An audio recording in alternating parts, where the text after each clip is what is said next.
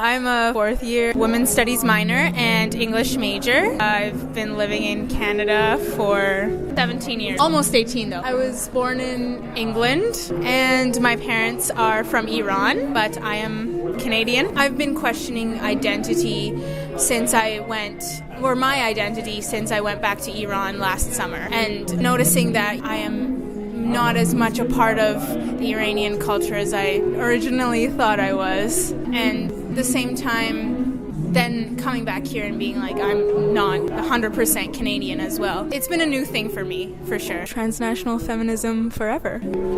I am a fourth year history and women's studies student at the University of Victoria. I grew up in New Westminster on Quaker territory. We read the article about not just giving yourself a pat on the back for doing the territorial acknowledgement, and then I thought about the fact that I lived in New Westminster for 18 years and that was never mentioned in high school, and actually did some research into the First Nations territory, which is now colonial New Westminster. And there's only 12 members and it was only recently recognized. It's actually the only Indigenous territory in BC that doesn't have a land base on the traditional base, and there's hardly any literature out there on it, just a couple of articles in the local paper. This course really got me interested in thinking about that too, and thinking about how I fit in as a settler in these different places. And that I only really started thinking about myself as a settler maybe 3 years ago when I came to university and we started doing these territorial acknowledgements. It should be done earlier, I think. And I think it's important to take this outside of the academic setting and not just do these sorts of... Because honestly, this is the only place where you really think about these territorial acknowledgements. And although those are just the first step, there's so much more decolonizing that needs to be done. It needs to be everywhere, and the fact that I only started really thinking about this kind of stuff now is pretty disheartening. I actually recently did a project. My dad's side is Ukrainian, so I recently did a history project on the origins of Ukrainian immigration to Canada. So I've been thinking about that recently and thinking about how I'm really interested in managed migration and citizenship and immigration policies like throughout Canadian history, and just thinking about how that puts me in such a place of privilege now. But when my grandparents were coming here, they were very much forced out of their own country and very much thought of in different ways here, and how these shift over time, but it's always to the benefit of the nation state. I'm a part-time student at UVic. I'm taking environmental studies courses and a few women's studies courses, and outside of that I study herbal medicine and Ayurveda. My family was displaced from the land where we grew up because of a civil war that has its roots in colonialism, because of a lot of British influence on the tea trade and their involvement with slavery and importing slaves that caused the war. That was the reason why we were uprooted and came to Canada. And while I was in Canada, my experiences of transnationalism is probably with living in Chinatown in Toronto and just being part of the racial tension that exists in urban centers like Toronto. My father came here illegally. It's one thing that I've really appreciated from the course is that because my father was illegal and we were sponsored to Canada legally, so I think my family felt a lot of shame around living in Canada and calling themselves citizens, whatever that means. My family still feels a lot of shame around that. We know a lot of people in the Toronto immigrant community who also came here illegally, and even if they've been there for 15, 20 years, have never felt rooted in Canada, especially if they've gone to urban centers. They don't have any contact with the land or nature. They don't really build a relationship with where they've moved to. They've built relationships that are very subversive and focused on immigrant villages and communities within a colonial system. In my experiences, most of those communities don't feel rooted and have a lot of guilt and shame around being in Canada.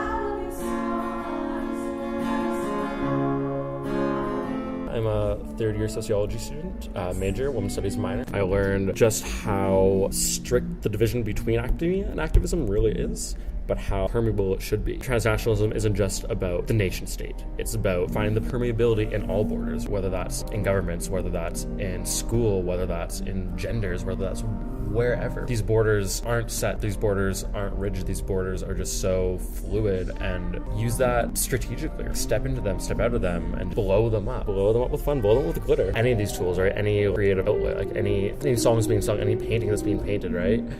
But also just like grabs people's attention. It's that whole, this is fun. People want to know more about it, right? After our painting in class, I went to another class covered in glitter, covered in paint, covered in everything, and people were staring as they would, but they asked why, and I told them for transnationalism, and started that dialogue there. And it's a fun spark. Glitter's silly, but like I said, there's that border. Like why can't it be academic? I think what we learned here is to not assume victimhood, and to give people their own agency. But again, are they still victims? Are they still being exploited? Or are they agents? And there's like that, again, there's no border, right? So it's on a spectrum. I was born in Vernon Jubilee Hospital in Vernon, British Columbia, in the Okanagan. It's funny because people call Victoria Big Vernon and UVic Little Vernon. Everyone from Vernon goes to Victoria. It actually is that weird migration, but there is that migration pattern. And it's funny because of the demographic of Vernon. There's a lot of older adults. There's a lot of white people. There's a lot of white people. So it's weird coming to Victoria where I see 4 non-white people walking out the street in a crowd of like 3,000. I'm like, oh my God, Victoria's so diverse, right? Because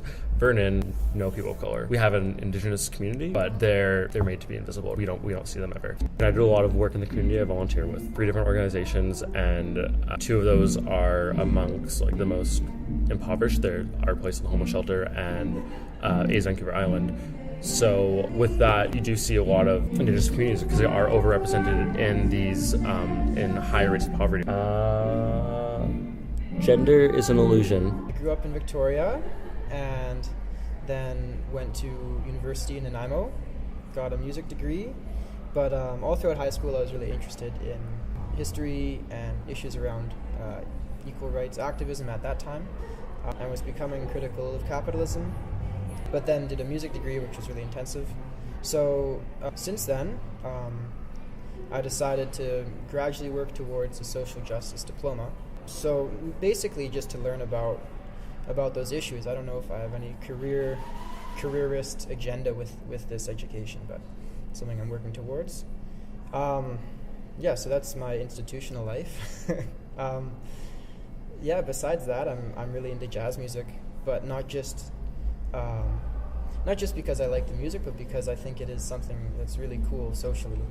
Forming bands, for me, is also praxis in action, especially jazz music, because it's all, there's a spontaneity to it, and there's a really tight-knit support system of people that are listening, contributing, agreeing in the moment. So that's sort of something that draws me to it, that I couldn't even put into words until I started thinking more about social justice issues.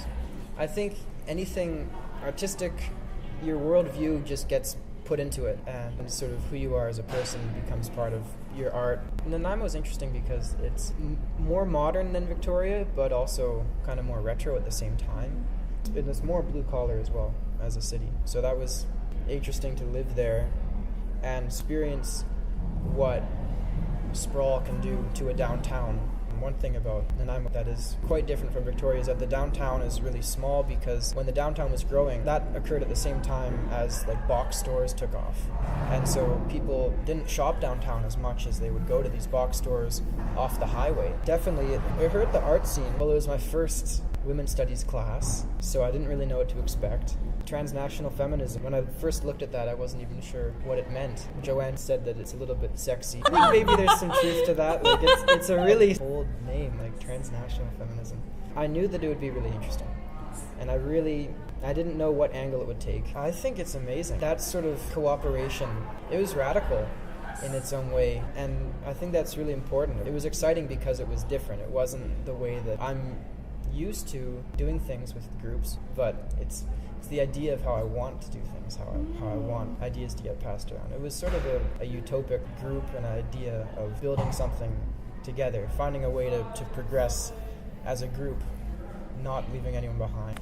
I'm a fourth-year women's studies student. Generally, I focus on queer theory and race relations, so I take a lot of classes that have to do with race and racialization, globalization as well, and anything to do with queer theory and queer studies. I volunteer 3 nights a week, 1 night at the SPCA and 2 nights in the Uni 101 program, which is a really amazing program.